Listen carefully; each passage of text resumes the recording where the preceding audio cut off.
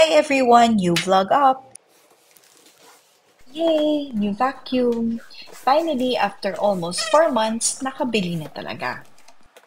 Isa sa mga necessity po pala talaga ang vacuum dito, especially kasi lahat ng mga kwarto, ang floor ay may carpet.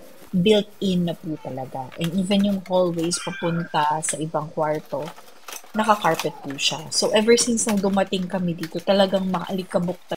Pero kasi there was not enough budget pa for a vacuum. So nagtiyaga muna kami sa walis tambo at walis tingting. Finally, nakapag-ipon ng konti after we paid ang tuition.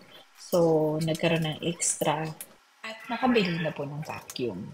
Napakalaking tulong po ng vacuum, especially dito sa Australia na napakalakas ng hangin.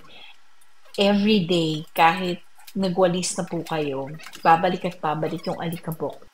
At dahil na din po siguro sa na-stored na alikabok from the semento since nagawa itong bahay na to kasi very brand new po talaga siya nung kinuha namin, nung nirent namin.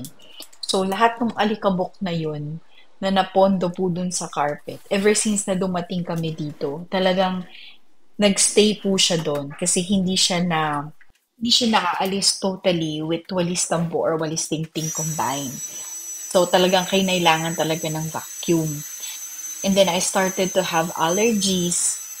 And then, yung asawa ko nag-allergy na rin. So, yun, we really decided na it is really a necessity na magkaroon na kami ng vacuum para matanggal lahat ng mga alikabok sa kwarto.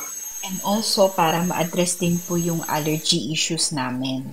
Especially na napakamahal pa naman magpa-doktor dito. Kaya, very thank you, Papa God, for this another blessing. So, yun lang po. Hanggang dito na lang po muna yung chika natin for this vlog. Thank you for watching. Please follow and like. Thank you!